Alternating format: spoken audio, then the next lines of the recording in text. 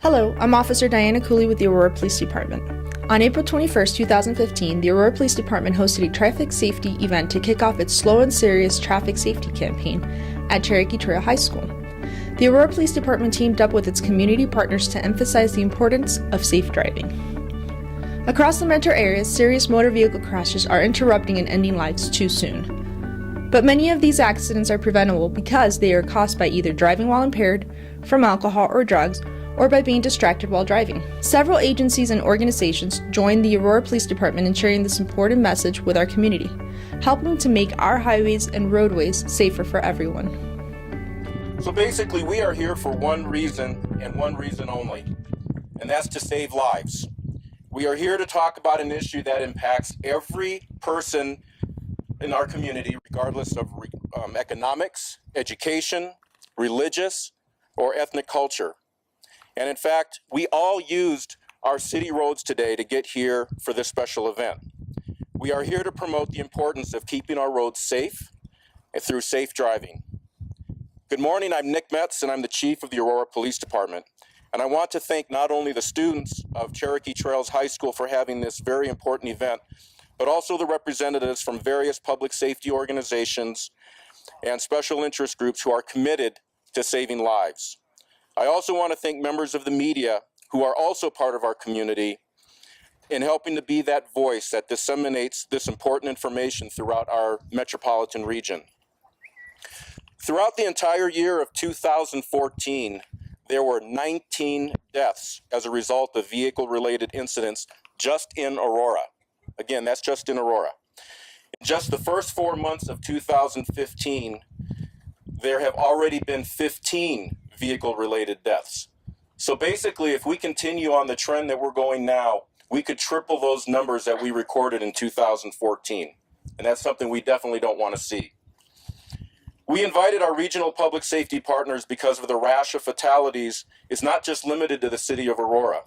Many other jurisdictions have experienced similar tragedies of lives and families ripped apart.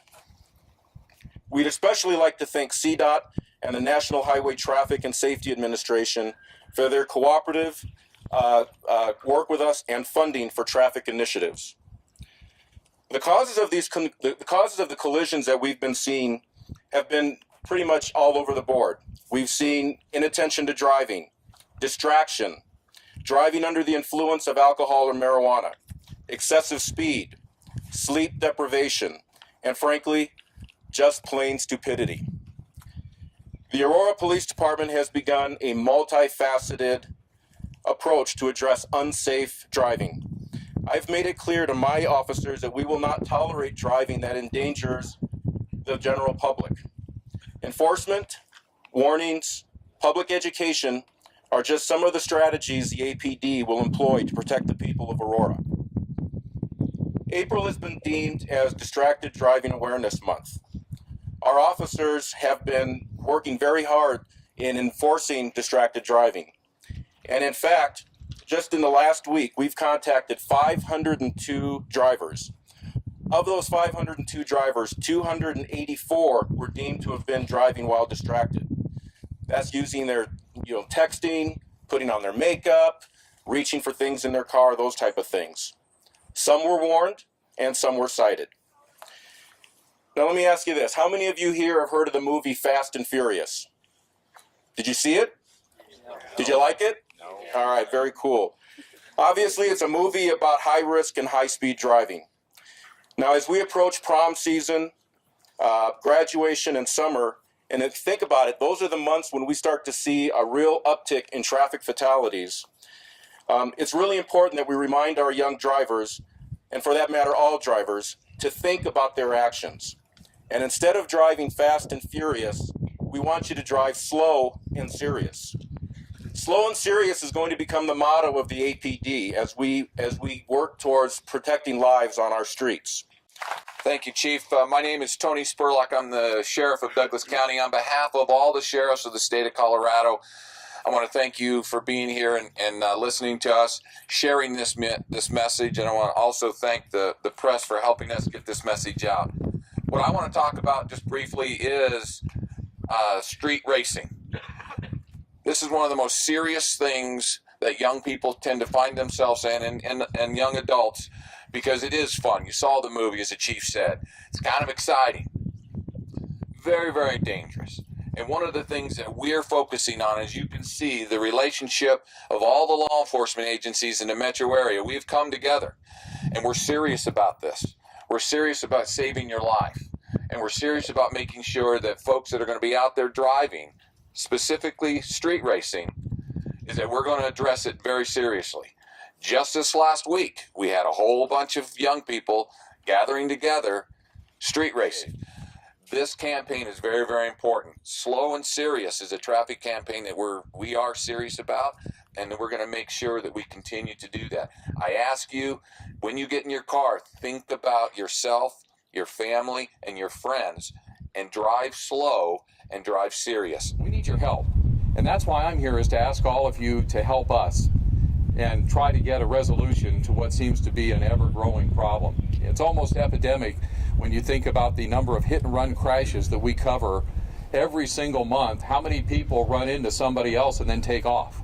So I'm asking you to help us with street racing, of course, to cut down the incidents that we have in street racing, but to also think about other aspects of traffic safety in general.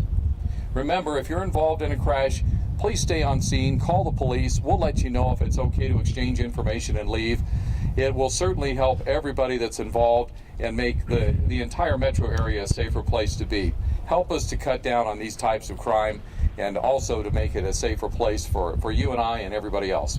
I would offer one thing to you as a suggestion. If you've ever been to Bandimere Speedway, you know what I'm talking about. The Colorado State Patrol has a program called Take It to the Track. If you're interested in speed and you enjoy driving the car fast in a safe environment, something fun for everybody, and you get a chance to race us out on the drag strip, come over to the west side of town, to Morrison, to Bandimere Speedway. Wednesday nights, it's called Take It to the Track, the Test and Tune nights. Please come out and join us for that. We'll do it in a safe environment and have some fun with you, all right? So I could tell you a whole bunch of things about this judicial district that you're in. You're in the #1 judicial district in the state on a lot of good things and some bad things. We're the biggest. We have almost 1 million people in this judicial district. Nobody's close. We're more than 47% larger than Denver. But we're also #1 in the state in DUIs every year, and have been for the last 10 years. And that's horrible. I could tell you about all these stats, but really what I want to talk to you about is the street right out there. Everywhere in society, we have things that divide us and make us different from one another. Some perceive it as better, some as worse, some as privileged, some as underprivileged. But out there on that street, that is the great equalizer for all of you. Because when you're in a car on that street, we're all the same. That street and those cars and the physics related to them all don't care about your age, your gender, your race, your sexuality, your political opinion. It doesn't care. That street out there asks one thing from us, and that is that we treat each other with some respect, because trust is the only thing that keeps us from killing each other on that road. And the proof of that is, do you know what keeps you from going into the lane next to you and smashing into the car in the lane to the left of you? Paint. You know what keeps you from going through an intersection? Lights, signs. So when you get in your car and you drive today, know that whatever decisions you choose to make back there, not just impact you and your passenger, but could impact the life of the family next to you, or in front of you, or the car behind you. Now, seat belts, you just gotta wear them. I don't care how cool they are or they aren't, gotta wear them. Speed does kill. And the third thing, and I'm a culprit of this, and I'm gonna ask for a show of hands. How many people here text while they drive? Come on, get them up. Let's be honest. I know right there in the pit. Come on. Now, looking for some candor here. I do it too. You gotta tell yourself, the minute you take your eyes off that road and you go to the phone, you are putting someone at risk. Be better than the people around you, and expect more out of your friends when they drive you around. So this event, it's just, raising awareness for driver safety and stuff. And so, going to a high school with all teenagers, a lot of, younger drivers. For me, it's a it's a great idea, actually. My dad worked for CDOT, and so, listening to all about like car fatalities and things like that, accidents that happen, and knowing that a lot of times teens are in danger with stuff like that. So, raising awareness around the high school, I think it's a really good idea. Yeah, I also think it's a really good idea because prom night is coming up, and that's when people usually do that kind of stuff. So I think it's really good to raise awareness and let them know that it's really dangerous to be driving around like that. In Adams County and Broomfield County, we file thousands of criminal cases a year. Thousands of cases from homicide down to traffic cases. None are more tragic than highway fatalities. They're tragic because they're unintended. They're accidents. They're lost lives of loved ones, people in our own cars, injuries caused to people who are minding their own business, truly innocent bystanders. They're preventable. They're preventable by judgment, using good judgment. So I ask you to ask yourself, when you use good judgment, what is it worth? If we went around the area here and asked each other, was that text worth it in causing an injury or causing the life of a loved one? Was that beer or drinking it all worth it? Was taking that drag off the marijuana cigarette worth it? Everyone say no. It's not worth it. And when we get behind the wheel of a car, we could pass on the grass. We could call for a ride. Or we could hold off on that text. Because it's not worth it.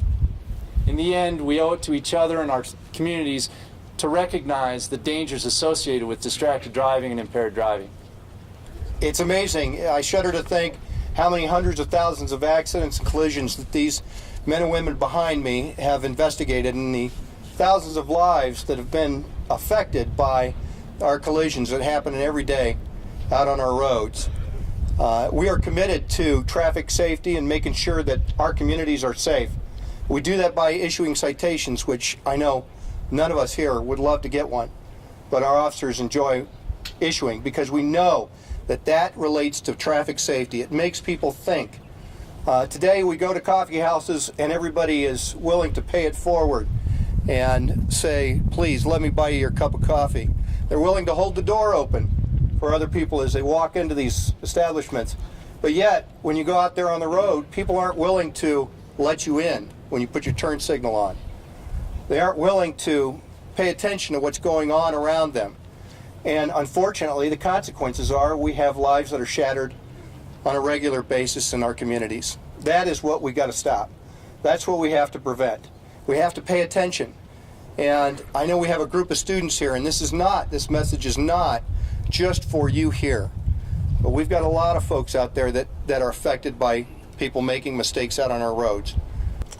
One moment of careless driving can change your life and your family's life forever. So I want you to think of these statistics. For every one person killed in a vehicle crash, 8 people were hospitalized. 100 people were transported to the emergency room. Your family becomes caretakers. And so when you look at the fatality of it and those who survive, it changes your life forever just because of one simple, preventable action that you did not take. So let's make good choices. Let's drive carefully and responsibly. And I want you to take a look at our fire truck and the tools that we use to extricate. And on the side of the fire truck, it has one simple message: because life counts. And I want you to take that to heart. And the next time you want to make a bad choice, whether it's text, speeding, think about your families, and do you want to make them caretakers? I'm here today hopefully to make an impact on your lives. My name is Kristen Dinner, and I'm a music teacher for Aurora Public Schools. My husband, Officer Kevin Dinner, was killed almost 2 years ago on May 6, 2013, not far from here by a drunk driver. He was killed at 11:30 a.m., 2 blocks from my house. Kevin had dropped off our 2 children, ages 8 and 9, at Buffalo Trail Elementary that morning. It was a warm spring Monday, and we were looking forward to my son's 10th birthday party that weekend and had just returned from a synchronized swimming meet for my daughter. Later that afternoon, APD and LPD showed up at my school and gave me the news that changed my family forever. The chief of police bent down and said Kevin was killed by a drunk driver this morning. I will never forget those words. Imagine having to tell your 2 children that their father was never coming home. That was the worst thing I've ever had to do. I found out later that this man turned directly in front of my husband and never even braked. Kevin was knocked down from his motorcycle and drove over 20 feet through an intersection that my kids and I have to pass through every day. The drunk driver didn't even stop until a half a mile down the road. He was also talking on his cell phone. All of this could have been prevented. What if a friend took his keys or offered him a ride? What if someone noticed he was too drunk to drive a vehicle? What if he called a cab? What if he just slept in his car? What if he wasn't distracted on the phone? After 2 years of hearings, trials, and sentencing, that drunk driver is now in the Department of Corrections for 12 years, the maximum sentence allowed in Colorado. He might be eligible for parole in 4. My kids won't even be out of high school by then. This needs to change with stronger drunk driving laws. But my children and I, friends and fellow officers, have a life sentence now because of a decision made in an instant. I ask you to make a choice and not drink and drive. I ask you to stop a friend or take the keys away from a friend in that one moment in your life, or someone else's life could change their family forever. Thank you. The mission of Mothers Against Drunk Driving Colorado is to end drunk driving, help fight drug driving, support the victims of these violent crimes, and prevent underage drinking. Our organization provides support services to drunk and drug driving victims and survivors at no charge to them. Sadly, the crime of drunk driving is committed far too often in our state. In fiscal year 2014, there were 24,124 drunk driving arrests in Colorado, which does not even represent all of the drivers that actually drove drunk that year. According to the CDC, an average drunk driver has driven drunk at least 80 times before a first arrest. Sadder still, 30% of all traffic fatalities in our state are caused by drunk drivers. In 2013, drunk driving crashes took the lives of 142 people in Colorado and injured thousands more. Our organization works with hundreds of families who are impacted by drunk driving crashes caused by repeat offenders. So often, families who have lost loved ones ask us, why wasn't something more done on a prior DUI? How did this person even get to 5, 6, or 7 DUIs? Our state needs a felony DUI law to give prosecutors and judges options to deal with some of the most dangerous and aggravated offenders on our roads. Colorado is one of only 5 states, including Maine, Maryland, New Jersey, and Pennsylvania, that does not have a felony DUI law. So no matter how many DUIs someone gets, it's always a misdemeanor. This needs to change. Public safety should be a priority for our state and for our legislators. You know, I am in charge of the PARTY program, which is the Preventing Alcohol and Risk-Related Trauma in Youth program. It's a program that we have based out of the University of Colorado Hospital, and since I've taken over that program, we've seen over 12,000 students come through our program. But despite that, you know, we're still seeing that the #1 cause of death for your age group out there is motor vehicle collisions. You know, every year, numerous students and young adults between the ages of 15 and 24 are killed for reasons that are completely preventable. And with the increase of numbers of motor vehicle collisions in our general area, we're also seeing more patients in our emergency department with serious injuries due to motor vehicle collisions, and a lot of those are people your age. And you guys, as young drivers, you guys are kind of at the peak of your life, getting ready to move on to college, and driving is the biggest responsibility you've had so far as a young adult. And what I want you guys to do when you leave here, you've heard about a lot of different topics. Think about it. When you get in your car as a driver, as a passenger, or as a pedestrian, think about what you're doing every day. Pay attention.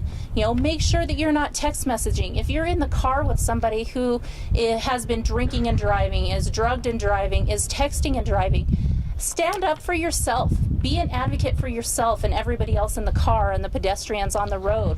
Say, you know what, I'm not comfortable with this.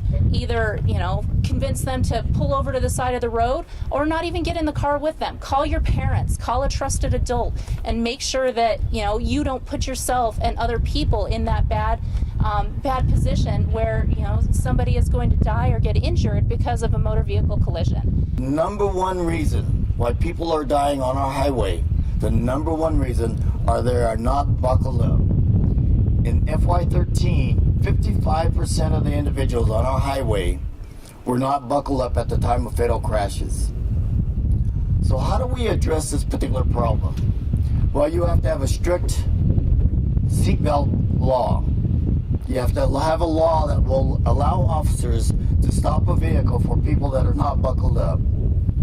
You have to have a good enforcement program, a program that will identify where and when they need to be out there to enforce the law. And you have to have a good public information and education campaign.